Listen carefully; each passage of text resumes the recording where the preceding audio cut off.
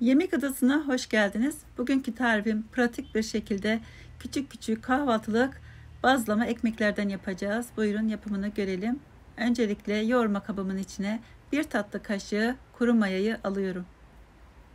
Üzerine 1 çay kaşığı toz şeker, 1 çay kaşığı tuz, 1 su bardağı ılık su, bardak ölçüm 200 milimlik,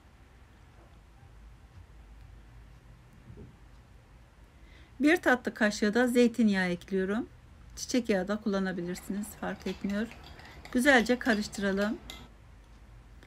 Üzerine öncelikle 1 bardak unu ekliyorum. Güzelce karıştırıyorum. Toplamda 3 su bardağı un kullanıyorum. Suyu kullandığım bardağın ölçüsüyle bardak ölçüm 200 milimlik. İkinci bardak unu da ekledim. Karıştırıyorum kaşıkla.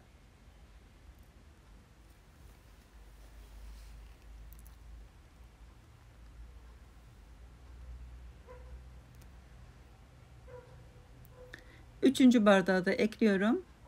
Ölçülerim tamdır. Hiç şaşmaz. Şimdi elimle yoğurmaya başlıyorum. Önce elimle güzelce bir toparlıyorum. Daha sonra da bir tahtanın üzerine veyahut da bir tezgahın üzerinde güzelce yoğurabilirsiniz. Daha kıvamlı olur o zaman.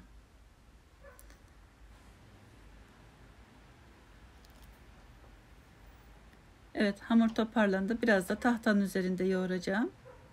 Yoğurmak çok önemli. Hamuru ne kadar güzel yoğurursanız o kadar güzel olur. Ekmekleriniz veyahut da börekleriniz. Şöyle 1-2 dakika yoğurmanız yeterli olacaktır.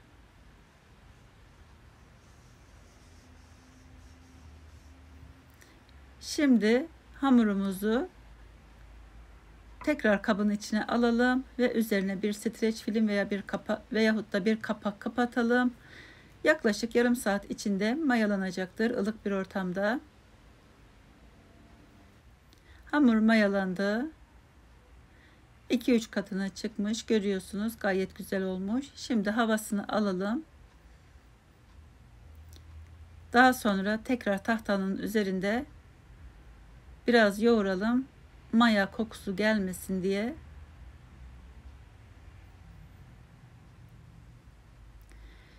İstediğiniz büyüklükte yapabilirsiniz. Ben 5 eşit parçaya bölüyorum.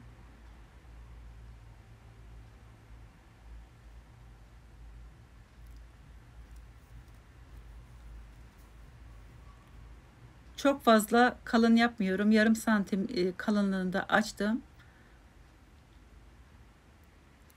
Bir bardak yardımıyla veya bir kaseyle gösterdiğim şekilde iz bırakabilirsiniz. Ben bir baharat kapağı kullandım. Fark etmiyor. Dediğim gibi çok fazla kalın tutmayalım hamuru. İçi hamur olmasın. Biraz ince yapıyorum ben.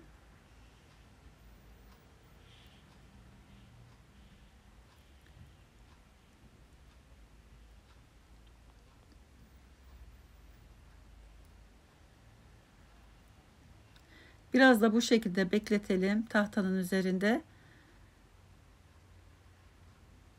Daha sonra ocağın orta gözünü ayarlamamız gerekiyor. Teflon tava da kullanabilirsiniz. Ben döküm tava kullanacağım bugün. Orta ateşte tava iyice ısındıktan sonra hamurları yerleştirdim ve pişirmeye başladım. Ara ara çevirerek pişirmeye devam ediyorum. Bakınız hemen kabarıyor. Çok güzel, çok lezzetli ekmekler. Kahvaltı için çayınız demlenene kadar hazırlayabilirsiniz. Çocuklarınızın beslenme çantalarına bırakabilirsiniz. Arasına köfte, marul, domates bırakıp o şekilde de hamburger ekmeği gibi tüketebilirsiniz. Veyahut da peynir, domates. Çok güzel oluyor.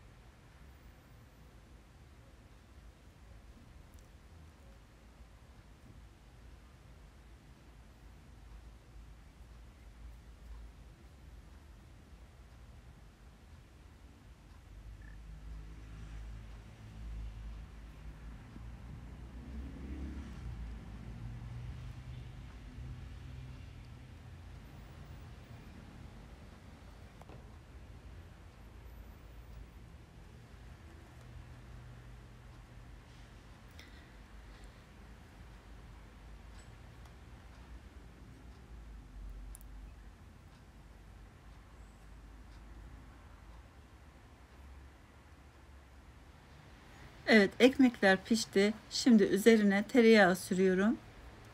Gayet güzel, yumuşacık, pamuk gibi ekmekler oldu. Umarım tarifimi beğenmişsinizdir. İzlediğiniz için çok teşekkür ediyorum.